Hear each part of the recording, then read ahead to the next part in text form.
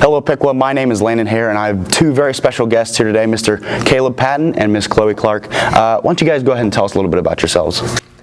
So we've already been told my name is Caleb Patton. Grew up here in Piqua, graduated from high school here. Recently graduated from Case Western Reserve University with my degree in biomechanics.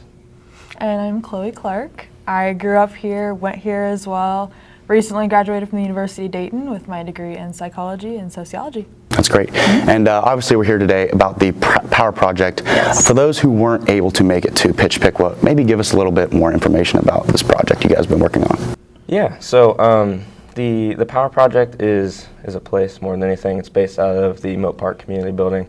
It's going to be a teen center that kind of focuses on two main ideas: fitness, education, and then three, access to basic needs resources. So my part of it, being from that biomechanics background, is kind of the fitness end of it. Each day it'll be an after-school program. The first part of that will be a kind of fitness, cardio-based fitness class. And then the remaining time in that after-school program will be time for them to kind of do whatever you can, work on homework, hang out with your friends, work on projects, anything like that. There will be a media room where you can play sports-based, like video games and stuff like that. And then you could go and explain your part. My part of it is going to be more the basic needs focused. So we wanted, when we came up, when Shelly Mitchell inspired this project, we wanted to really highlight the lack of access to basic needs resources and also lack of information to the ones that exist. So we wanted to create a place that regardless, you could find the basic needs resources that you need, whether it's personal hygiene kits, Tide Pods, contact solution, like anything like that, and then always have access to like healthy snack options. So some of the kids won't need it. Won't need it, don't need it, no problem. But the kids that do, we wanted to create an outlet that was not only just like confidential, but informal and no high pressure. You know, it's there if you need it, if you don't, great. For sure. The little things matter, and it's good to have a place where you can go to get those things. What would you say sparked this idea, and what made you decide to start this project? So Shelly Mitchell. She was a really big part of this. She's got a big heart, as almost all of us know already. Absolutely. But she kind of came to us with just this general idea of a place. There wasn't like a specific set idea of what that would be at the time, but kind of got connected with the right people and the Piqua Compassion Network, and then all the resources kind of funneled in, and we started really kind of hammering down this idea that can really grow into anything. It's just kind of starting with a teen center right now, but it can be whatever. That's kind of how it started, was with her. Gotcha. Any idea how soon or when you expect to have this up and running? So we're really hoping for next fall, summer. Gotcha. Honestly, it's going to depend a lot on contract time. So with the Moat Park being like the building the way it is, we have a lot of improvements we want to make to that building. We don't want to just like slap some paint on it and be like, Power Project. No, we want it to be completely redone. We want it to be just really impactful for the kids when they show up there. So we want to take our time on it, and we also want to continue to find avenues of support. So we don't want to just stop at the Pitch Piqua Foundation. We want to, reach out to everybody we can and try to grow funding that way and just see what big impact we can make with additional funding as well. Absolutely. How many days do you guys expect the center to be open a week? So the original plan right now is 3 days a week. In our pitch, we had mentioned Monday, Wednesday, Friday, 3 p.m. to 6 p.m. will kind of be the time frame that we're looking at. But 3 days is generally what it would be from the beginning, and then if all goes well and once it's open, we have way more people that we can work with there. It could be open more than that, or even just more than a 3-hour time frame. We hope that we're packed and we have to start expanding hours and then expanding the building and everything else. So that's the goal. That's great. Now, you said this is team-based. What age groups would you say, maybe grades, were you trying to reach out to? Junior high through high school. Okay. Gotcha. Yes. So, and it's going to be exclusively junior high through high school. Okay. So we want it to really be a place where these kids, aren't treated like children, but also have, because part of being a teen is freedom and how to navigate that freedom as you bring it into your early adulthood.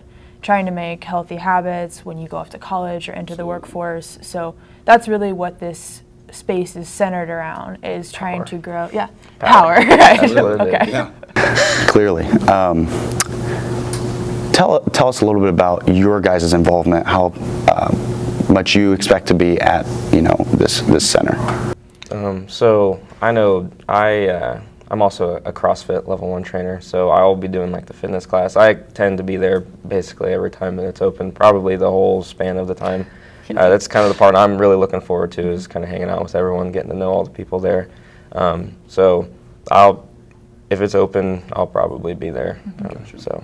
And I'll be a little more behind the scenes. My official role would be project coordinator, so I'm going to work hand in hand with like our on-site staff, and then also like our funding sources, Piqua Compassion Network, and everybody through that way. Now, what specific programs are you guys looking to have at this center?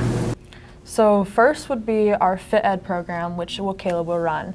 And then additionally, we will have a Life 101 program. Gotcha. We want to, it's not going to be like a sit-down class style, anything like that. It's going to be a really brief, more like walk-up table sort of deal. Yeah, just like, there's just like certain skills that, even going into college that I felt like I had no idea about. Like there's just stuff that I think, just small stuff that you should know. And, with us already talking about the fact that it's good to have choice, like these are things that you can choose to be involved with, or you can not do it. But it's just stuff like how to write a check, or maybe we have like a brochure one day on how to change a tire, or even someone there who can kind of demonstrate that. But just like small stuff like that.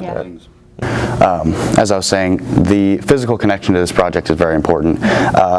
Maybe expand upon the social connection and the emotional well-being of these kids that really you are looking to focus on. Yeah, of course. So we know that, it's pretty common understanding that when you improve your physical health, and that meaning being active, there is such a connection through there, and I'll let you go into a little more detail, the science-related stuff on that, but the connection between your physical health and your mental and social health is crazy. So, Absolutely. So we want to focus on physical, which will trickle down into mental and emotional, social, every aspect of your health. And then even just the connection part would focus, right through your social. Yeah. So there's a lot of good evidence going around now. I won't have to try to dig too deep into that. But like fitness and kind of working out is more brain conditioning than it is anything. And I like to think of the way you look or the way you feel after is kind of like the side effects. You not only are, from like a mental health standpoint, when you're doing things like fitness or classes or sports, even, and you're in a team kind of environment like that with other people, you're already more inclined to be connected with others because you can relate to something on a specific level, kind of like no different than being really close with your teammates on a football team or a basketball team. It's kind of that same concept there. So social connection is huge in that aspect. For your mental health, fitness has shown to decrease levels of cortisol, which is associated with stress. So being able to help in those aspects is really helpful for people being able to perform better in school, achieve better grades, better test scores. It just kind of, it's a whole well-rounded, all-encompassed thing.